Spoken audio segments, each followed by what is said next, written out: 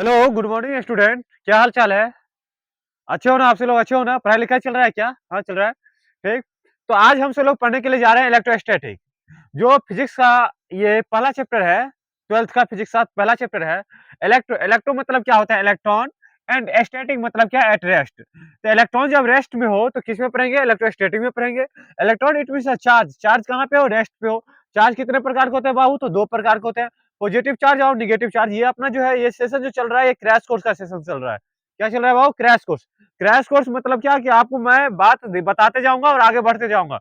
उतना बात मतलब कि आप सब लोग तो पढ़े होंगे, ये सभी चीज पढ़े होंगे, बस आपको मुझे क्या करना है? बताते हुए आगे निकल लेना है। ठीक। तो चार्ज कितने प्रकार के होते हैं बाबू? चार्ज दो प्रकार के होते हैं, पॉजिटिव चार्ज और नेगेटिव चार्ज। अर्थात चार्ज किसे कहते हैं? तो charge is the intrinsic property of matter. Charge क्या है? जो पदार्थ का क्या है? इंट्रिंसिक प्रॉपर्टी है, जो उसका। ठीक। या charge is the physical property of matter. जो चार्ज जो है किसी पदार्थ का भौतिक गुण है। क्या है बाबू? भौतिक गुण है। ठीक। क्या है? भौतिक गुण है। चार्ज का ऐसा यूनिट क्या होता है बाबू? तो चार्ज का ऐसा यूनिट कूलाम होता है। चार्ज का दो गुण है। चार्ज का कौन कौन गुण है? तो conservation of charge and quantization of charge. Conservation of charge क्या होता है बाबू? तो किसी भी सिस्टम में चार्ज क्या होते हैं? कंजर्व होते हैं। इट मीन्स कहने का मतलब क्या कि मान लीजिए कोई सिस्टम में 3Q 5Q 9Q चार्ज है। ठीक। इसे मान लिया जाए कि यहाँ से हम किसी दूरी पर, मान लीजिए कि 3 मीटर पर सेकंड के या 3 किलोमीटर पर आवर के स्पीड से हम इसके आगे की ओर बढ़ा रहे हैं। इसके बाद भी दूसरी जगह यदि हम इसको रख भी देते हैं, इसके बाद भी इसका चार्ज क्या होगा? कांस्टेंट ही होगा। क्या क्या होगा? कांस्टेंट होगा। जैसे यहाँ पे 7Q है माइनस 2Q है और x इक्वल टू व्हाट? नई बात समझे? नहीं समझे? मतलब कोई सिस्टम है, सिस्टम समझिए 3Q 5Q 9Q है। ठीक। इसमें इतना चार्ज है। ठीक। इस सिस्टम को उठा करके यदि मैं दूसरी जगह रख दूं, दूसरी जगह रख देने के बाद भी क्या होगा कि इसमें जितना चार्ज है यहाँ पे अभी, उतना ही चार्ज इसमें भी होना ही चाहिए। कंजर्वेशन ऑफ चार्ज यही कहता है कि कोई भी सिस्टम में चार्ज क्या होता है? कंजर्व होता है। चार्ज को आप नहीं तो मान लीजिए एक जगह से दूसरे स्थान यदि ले जाएँगे तो उसमें नहीं तो उत्पन्न कर सकते हैं, नहीं तो उसे खत्म कर सकते हैं। तो यहाँ पे देखिए, तो यही बात होता है कंजर्वेशन ऑफ चार्ज या conservation of energy. Conservation of energy आप सभी लोग पढ़े होंगे, 11th में भी पढ़े होंगे कि energy is neither created and not destroyed. Energy को नहीं तो क्रिएट किया जा सकता है, नहीं तो उसे विनाश किया जा सकता है। ठीक। उसी तरीके से कंजर्वेशन ऑफ चार्ज है। यदि चार्ज यहाँ पे जितना है, उतना ही बाद में भी रहेगा। ठीक। तो यहाँ पे देखिए कितना चार्ज है बाबू, यहाँ पे देख लीजिए। क्या ऑब्जेक्टिव क्वेश्चन आ जाता है? 3Q प्लस कितना? 5Q प्लस कितना? 5Q प्लस कितना? 9Q कितना? 9Q बराबर कितना होगा? 7Q माइनस 2Q प्लस कितना? X। जोड़ लीजिए इधर कितना? 9 5 14, 14 माइनस 3 माइनस 11Q बराबर कितना? फिर 7 में से 2 गया कितना? 5Q प्लस कितना? X। X बराबर कितना बाबू? तो 11Q माइनस कितना? 5Q इक्वल टू कितना? 6Q। x इक्वल टू कितना? अर्थात कि यहाँ पे कितना x इक्वल टू कितना होगा? 6Q होगा। कितना होगा? 6Q होगा। कंजर्वेशन ऑफ चार्ज समझ गए। अब quantization of charge. Quantization of charge ये कहता है कि किसी भी सिस्टम में क्या कहता है? सबसे पहले देखिए क्वांटाइजेशन दो स्टेटमेंट कहता है कि चार्ज जो होता है हमेशा, इलेक्ट्रॉन जो होता है हमेशा एनवायरनमेंट में इंडिपेंडेंट होता है। कितना होता है? इंडिपेंडेंट होता है। एनवायरनमेंट में इलेक्ट्रॉन जो होता है इंडिपेंडेंट होता है। ठीक। दूसरा बात कहता है कि जो चार्ज है, जो इलेक्ट्रॉन है, वो क्वांटाइज रहता है। क्या रहता है? क्वांटाइज। क्वांटाइज कहने का मतलब क्या कि इंटीग्रल मल्टीपल में होता है। क्या होता है? इंटीजर पूर्ण संख्या के रूप में। हम इसी में पढ़ते हैं क्यू बराबर क्या? एन ई प्लस माइनस क्या? N E. ठीक। अब ई बराबर क्या होता है बाबू? तो ई बराबर होता है 1.6 into 10 to the power minus 19 coulomb. ठीक। तो ई बराबर तो अपने अपन सभी लोग इतना समझ गए। ठीक। और एन, एन क्या है? इंटीजर नंबर है। एन यहाँ पे जो होगा, एन बराबर कितना होगा? 1 2 3 4 डॉट डॉट इस तरीके से बढ़ते जाएगा। बस यहाँ पे कोई पूछेगा कि 1.1 होगा क्या? नहीं। एन इक्वल टू 1.1 होगा? नहीं होगा। एन इक्वल टू 2.3 होगा? नहीं होगा। कितना होगा? एन इक्वल टू कितना होगा? तो 1 होगा, 2 होगा, 3 होगा, इस तरीका से होगा। ये बात समझ में आ गया ना? कहीं दिक्कत तो नहीं है? अब समझिए, चार्ज कितने प्रकार के होते हैं बाबू? तो दो प्रकार के। यदि दो चार्ज है तो दो चार्ज के बीच में क्या लगेगा? बल लगेगा। क्या लगेगा? बल लगेगा। ठीक। तो आप जब समान आवेश रहेगा, जब दो पॉजिटिव चार्ज, जब दो पॉजिटिव चार्ज हो तो रिपल्सिव फोर्स लगेगा। दो समान आवेश होगा तो प्रतिकर्षण बल लगेगा, यदि दो विपरीत आवेश रहेगा तो आकर्षण बल लगेगा। दो समान में प्रतिकर्षण और विपरीत में क्या आकर्षण।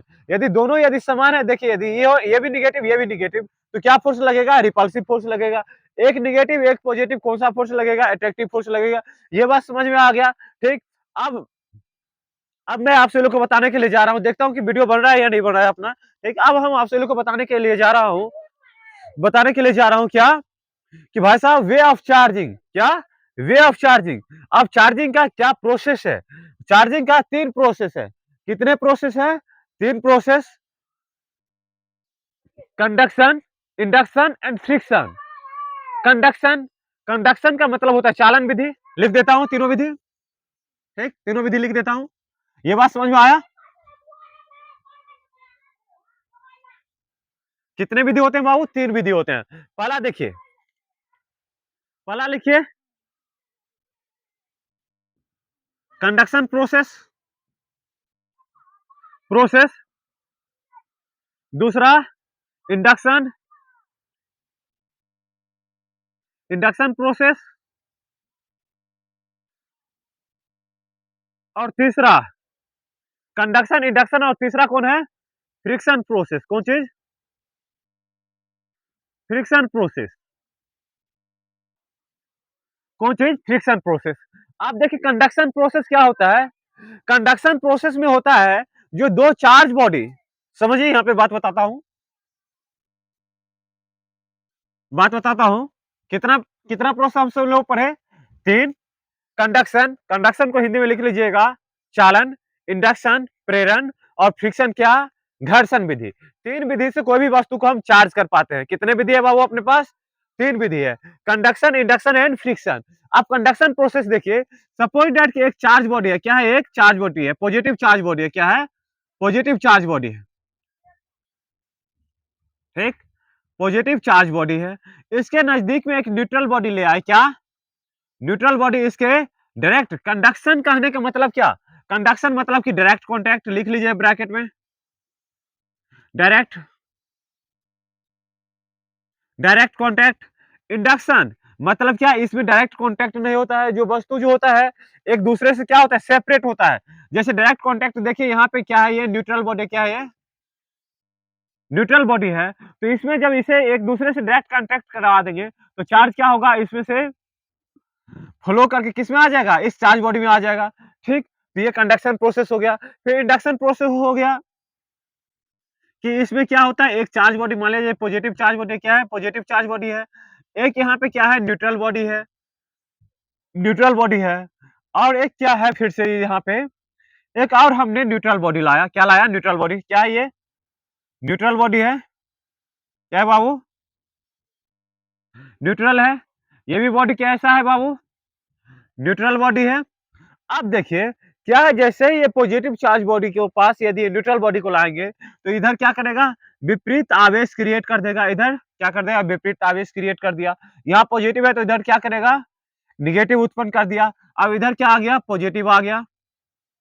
फिर ये न्यूट्रल बॉडी को मैंने क्या करता हूँ, इसमें सटा दिया, तो ये चार्ज कहाँ चला गया, ये सभी चार्ज इस बॉडी में आ गया। कहाँ आ गया, इस बॉडी में।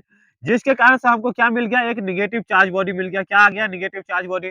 क्योंकि ये मान लीजिए ये थोड़ा प्रोसेस लंबा है, मगर आपको क्या है, क्रैश कोर्स में मुझे तो आपसे लोग ये सभी चीज पढ़ चुके होंगे, इसलिए मैं ऐसे बता रहा हूँ। फिर फ्रिक्शन प्रोसेस क्या होता है बाबू, तो फ्रिक्शन प्रोसेस देखिए, आपसे लोग देखे होंगे कि आपने हेयर में, अपने हेयर में जब कंघी मारते हैं तो क्या होता है कि बाल जो होता है आपके हेयर की ओर क्या होता है, अट्रैक्ट होता है। क्या होता है, अट्रैक्ट होता है।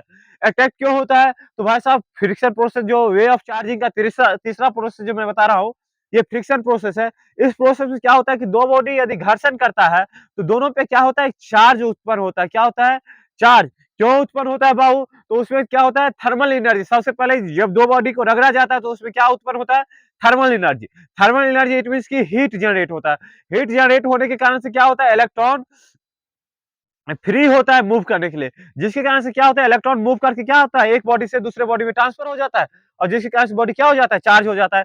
जैसे कि मान लीजिए ये बॉडी है, ठीक, और इस पे यदि मान लीजिए कि न्यूट्रल क्या है, अभी न्यूट्रल बॉडी है, और कोई बॉडी, एक अनदर बॉडी, कोई अनदर बॉडी को क्या करते हैं, इस पे रब करते हैं। क्या करते हैं, रब करते हैं मतलब क्या, इस पे रगड़ते हैं। जैसे कि ठंडे के मौसम में हमसे लोग हाथ रगड़ते हैं, क्या करते हैं, हाथ रगड़ते हैं, तो मेरा हाथ क्या हो जाता है, गर्म हो जाता है। क्यों गर्म हो जाता है बाबू, तो फ्रिक्शन के कारण से। फ्रिक्शन कहाँ पे, यहाँ पे क्या, फ्रिक्शन फोर्स के कारण से क्या आ गया, यहाँ पे हीट एनर्जी आ गया, क्या बाबू, हीट एनर्जी आ गया। तो जिसके कारण से क्या होगा कि यहाँ से इलेक्ट्रॉन क्या करने लगा, लूज करने लगा, इलेक्ट्रॉन को क्या करने लगा, लूज करने लगा। ये आपसे लोग ये समझ गया कि तीनों प्रोसेस वे ऑफ चार्जिंग का तीनों प्रोसेस समझा दिया मैंने आपको। अब आते हैं क्या, क्या बात है, कूलम्ब्स लॉ। क्या आता है बाबू, कूलम्ब्स लॉ। क्योंकि सबसे मेन बात है कूलम्ब्स लॉ। कूलम्ब्स लॉ का दो फॉर्म में आया, कितने फॉर्म, दो फॉर्म, एक स्केलर फॉर्म आया, एक वेक्टर, दूसरा क्या, वेक्टर फॉर्म। क्या आते हैं कूलम्ब्स लॉ पे, मिटा दिया जाए इसे, मिटा देता हूं। ठीक,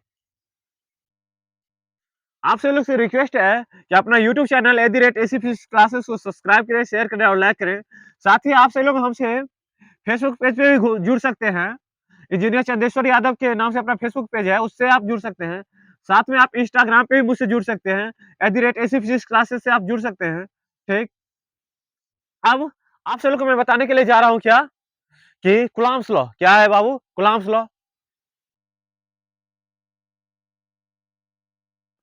कूलम्ब्स लॉ, बाबू कूलम्ब्स लॉ क्या है बाबू, तो कूलम्ब साहब ने कहा, पहले सबसे पहले कूलम्ब साहब ने क्या कहा कि व्हेन टू चार्ज, देखो बाबू उतना बात तो लिखाएंगे नहीं, आप बात समझिए। यहाँ पे Q1 है और क्या है दूसरा, Q2 है। इन्होंने क्या कहा कि when two charge are separated by the some distance, दो चार्ज जब यदि कुछ दूरी से अलग हो तो उसके ऊपर क्या लगता है कि विद्युतीय बल लगता है। क्या लगता है बाबू, विद्युतीय बल। When the two charge are separated by the some distance, then the electrostatic force acting between the two charge, जब दो चार्ज एक दूसरे से यदि कुछ दूरी से अलग हो तो दोनों के बीच में क्या लगता है, विद्युतीय बल लगता है। क्या लगता है, विद्युतीय बल। जो बल बराबर होता है दोनों चार्ज के, दोनों चार्ज के मैग्नीट्यूड के गुणनफल के क्या होते हैं, समानुपाती होते हैं। बात नहीं समझ में आया, नहीं समझ में आया, सुनिए फिर से बात करता हूं। जब दो चार्ज, जब दो स्टेशनरी चार्ज, और वो भी चार्ज कैसा होना चाहिए बाबू, मेंशन कर लीजिएगा, पॉइंट चार्ज होना चाहिए। कैसा होना चाहिए, पॉइंट चार्ज होना चाहिए, डिस्ट्रीब्यूटेड चार्ज नहीं होना चाहिए। और ये भी कैसा होना चाहिए बाबू, ये भी पॉइंट चार्ज होना चाहिए और स्टेशनरी होना चाहिए, स्टेशनरी चार्ज होना चाहिए। अर्थात क्या, रुका हुआ चार्ज होना चाहिए। कैसा होना चाहिए, रुका हुआ चार्ज होना चाहिए। कैसा होना चाहिए, रुका हुआ चार्ज होना चाहिए। और एक दूसरे से अलग हो, यदि जब दो रुका हुआ चार्ज एक दूसरे से कुछ दूरी से अलग हो तो दोनों के बीच में विद्युतीय बल लगता है। क्या लगता है बाबू, विद्युतीय बल लगता है। जो बल दोनों चार्ज के परिमाप के गुणनफल के समानुपाती होता है। ये कूलम्ब्स का फर्स्ट लॉ हुआ। क्या हुआ, कूलम्ब्स का फर्स्ट लॉ। बात सुने, सुन गए ना। फिर दूसरा बात उन्होंने, कूलम्ब साहब ने क्या कहा, कूलम्ब साहब ने दूसरा बात ये कहा कि जब दो स्थिर charge, when the two rest charge are separated by the some distance, then the electrostatic force acting between the both charge, the electrostatic force is inversely proportional to the separation between the two, square of separation between the two charge। अर्थात क्या कि F is 1/r²। अर्थात जब दो charge एक दूसरे से, एक दूसरे से आर दूरी से अलग हो, कितने दूरी से अलग हो, आर दूरी से अलग हो, तो उसके बीच में विद्युतीय बल लगता है। जो बल दोनों चार्ज के बीच के दूरी के वर्ग के व्युत्क्रमानुपाती होता है। अर्थात फिर हम सभी लोग इसे, जब आप सभी लोग प्रोपोर्शनलिटी को हटाते हैं तो एक कांस्टेंट लेते हैं। क्या लेते हैं, कांस्टेंट लेते हैं। वो कांस्टेंट यहाँ पे क्या आ गया, के आ गया, कि यहाँ पे देखिए LHS क्या है, बराबर है बाबू। LHS बराबर है तो RHS भी क्या होगा, बराबर होगा। तो हमने ये कांस्टेंट को हटाया तो कांस्टेंट, प्रोपोर्शनलिटी को हटाया तो क्या ले आया, कांस्टेंट। कांस्टेंट कितना आया, Q1 और क्या, Q2 बाय क्या, R²। यही तो है इलेक्ट्रोस्टैटिक फोर्स, यही तो है। और ये कौन फॉर्म में है बाबू, स्केलर फॉर्म में है। कौन फॉर्म में है बाबू, स्केलर फॉर्म। स्केलर फॉर्म क्या होता है बाबू, तो स्केलर फॉर्म समझिए कि स्केलर किसे कहते हैं। सबसे पहले हमसे लोग 11th में भी पढ़े, 11th में पूरे पढ़ के आए हैं, फिर भी बात को समझिए। Scalar, those physical quantity which has only magnitude, वैसे फिजिकल क्वांटिटी जिसके पास मात्र परिमाप हो, दिशा ना हो, उसे हम क्या कहते हैं, स्केलर क्वांटिटी समझ कहते हैं। बात यहाँ तक समझ में आया तो बात क्लियर है। फिर अब आते हैं इसके वेक्टर फॉर्म पे। कौन सा फॉर्म में? वेक्टर फॉर्म में। अब बाबू ये लिख लेना, ये 100% ये क्वेश्चन पूछेगा बोर्ड में, ये 12th के बोर्ड में ये 100% ये क्वेश्चन पूछा जाएगा।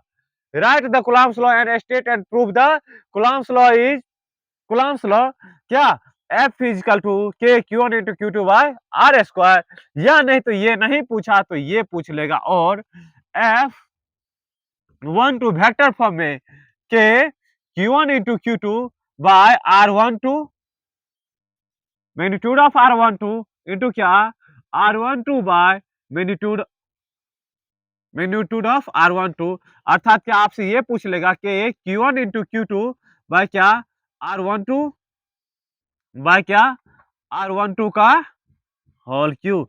यही बात पूछेगा, पूछेगा जरूर, इसमें कहीं सस्पिशन नहीं है।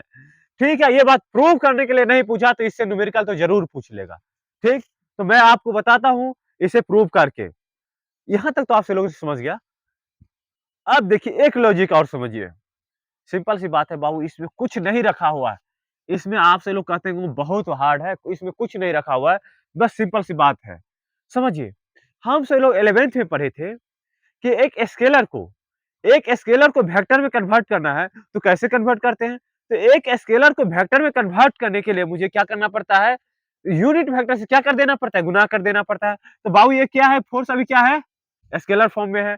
अर्थात आप सबसे पहले आप F12 और F21 समझिए।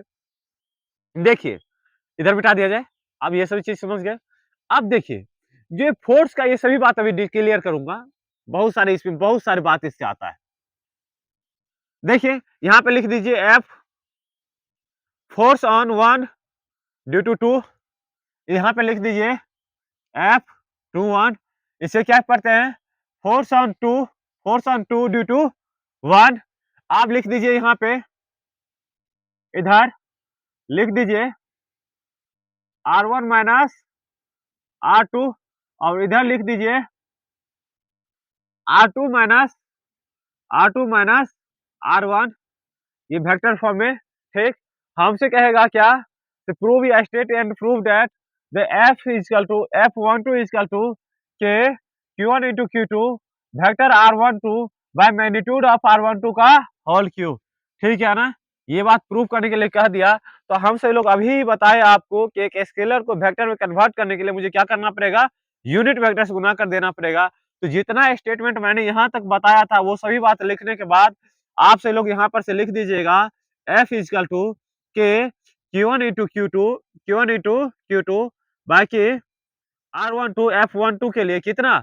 F12 के लिए फोर्स ऑन, इसे क्या पढ़ते हैं? फोर्स ऑन 1 ड्यू टू 2, एक पे 2 के कारण से लगने वाला बल।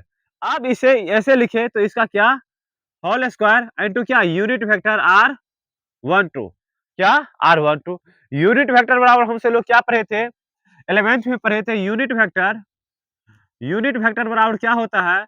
यूनिट वेक्टर को क्या, मान लीजिए एक कैप लगाकर यूनिट वेक्टर को डिनोट करते हैं। तो यूनिट वेक्टर बराबर क्या होता है? Vector A bye magnitude of vector A. हमसे लोग जानते हैं या नहीं जानते? जानते हैं। तो यहाँ पे लिख दीजिए F12 बराबर हम क्या लिख दे बाबू? F12 बराबर के Q1 इंटू Q2 R12 का होल स्क्वायर इंटू क्या, यूनिट वेक्टर है ना, तो R12 बाय क्या, बाय क्या, बाय क्या, R12 मैग्नीट्यूड ऑफ R12। अर्थात इसी बात को हम सभी लोग क्या लिखते हैं? तो F12 बराबर कितना? के Q1 इंटू Q2 के Q1 into Q2 by R12 का होल क्यूब, और क्या, वेक्टर वेक्टर R12 अर्थात क्या, R2 माइनस R1। ठीक, ऐसे लिखते हैं, या नहीं तो इसे और करके और लिखा जाए तो इसे क्या लिख दें? के Q1 इंटू Q2 R12 का होल स्क्वायर इंटू क्या, R2 माइनस R1 बाय क्या, मैग्नीट्यूड ऑफ R12। ठीक, ये अपना क्या आ गया? वेक्टर फॉर्म में आ गया। ये कूलम्ब्स लॉ का लॉ किस फॉर्म में आ गया? वेक्टर फॉर्म में आ गया। यही बात पूछता है। यदि ये पूरा बात यदि पूछेगा तो 5 नंबर में पूछ लेगा। जो आपको 12th में 5 नंबर का पूछा जाएगा, ठीक? अब सोचिए कि ये जो कलाम साहब ने ये जो नियम दिया था, ये किसके लिए दिया था? तो आपको मैंने अभी बताया था कि चार्ज कैसा होना चाहिए? पॉइंट चार्ज होना चाहिए। चार्ज कैसा होना चाहिए? तो स्टेशनरी होना चाहिए, मतलब कि चार्ज जो होना चाहिए, बिंदु आवेश होना चाहिए। चार्ज कैसा होना चाहिए? तो रुका हुआ होना चाहिए, ठीक? ये जो फ़ोर्स लगता है, लिख लीजिएगा, पॉइंट बनाते जाइएगा बाबू। F12 तो हम सब लोग निकाल लिए ना, सेम उसी तरीका से क्या निकाल लें? F21, F21 बराबर कितना हो जाएगा बाबू? तो K Q1 इंटू, ठीक उसी प्रकार से सिमिलरली आप लिख लीजिएगा, क्या लिख दीजिएगा? सिमिलरली F21 के लिए Q1 into Q2, Q1 into Q2 R, Q1 into Q2 यहाँ पे लिख लीजिए, बाय क्या? R स्क्वायर होता था, R इंटू क्या? R21 लिख देंगे क्या? कोई दिक्कत नहीं ना? इसी को लिख दें, यहाँ लिख दिया जाए Q1 इंटू Q2 R12 का होल स्क्वायर इंटू क्या? R R1 माइनस R2 बाय क्या? R, सॉरी R12 नहीं, R21 होगा बाबू, R21 यहाँ पे क्या होगा? R21 हो गया, ठीक? इसे क्या लिख दिया जाए? तो क्यों दिखाई दे रहा है बाबू? दिखाई दे रहा है ना? थोड़ा देख लेता हूँ मैं भी। R21 का क्या?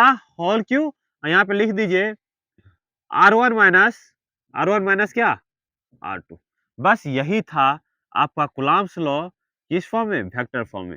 इसी के लिए आपसे लोग परेशान होकर के रहते थे। देखिए तो अपन क्रैश कोर्स में कितना आसानी से पढ़ लिए, ठीक? नेक्स्ट बात समझिए। अब जो इसका स्टेटमेंट है, ये स्टेटमेंट इन्होंने कूलम्ब साहब क्या-क्या कहा? इन्होंने कहा कि ये जो फोर्स लगेगा किसके बीच में लगेगा? 2 पॉइंट चार्ज के बीच में लगेगा। जो फोर्स लगेगा, जो चार्ज कैसा होना चाहिए? स्टेशनरी होना चाहिए, ठीक? ये फोर्स जो लगेगा, always line line of joining the 2 point charge, ये कैसा फोर्स है बाबू? तो सेंट्रल फोर्स है। कैसा फोर्स है बाबू? तो सेंट्रल फोर्स है। 2 2 बिंदु आवेश के बीच, सेंटर से सेंटर के बीच में लगेगा, ठीक? इतना तक बात हम सभी लोग समझे। इसका लिमिटेशन समझिए। इसका जो लिमिटेशन है, लिमिटेशन भी आप सब लोग लिख लीजिएगा। लिमिटेशन ये है कि ये डिस्ट्रीब्यूटेड चार्ज के लिए ये लागू नहीं है, और जो ये है, जो मतलब कि ये जो चार्ज, ये जो फ़ोर्स है, वो स्टेशनरी चार्ज के लिए लागू है। बस आज के लेक्चर यहीं पे कंप्लीट करते हैं। नेक्स्ट लेक्चर में मैं आप सभी लोग को मिलता हूँ। जो पॉइंट चार्ज के लिए इलेक्ट्रिक फील्ड क्या होगा, इसके बाद क्या होगा, डिस्ट्रीब्यूटेड चार्ज के लिए इलेक्ट्रिक फील्ड क्या होगा, एक डायपोल के कारण से इलेक्ट्रिक फील्ड क्या होगा। डायपोल वाला तो क्वेश्चन पूछता ही पूछता है, इसमें कहीं कन्फ्यूजन नहीं है। एक क्वेश्चन फाइनली पूछ लेगा डायपोल से भी।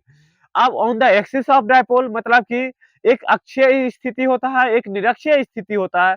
इस पे आपको विद्युतीय क्षेत्र पूछेगा। तो आपसे लोग को साथ में लास्ट में आपसे लोग से रिक्वेस्ट है कि अपना यूट्यूब चैनल @acfizycs क्लासेस को सब्सक्राइब करें, शेयर करें, लाइक करें। थैंक यू, धन्यवाद।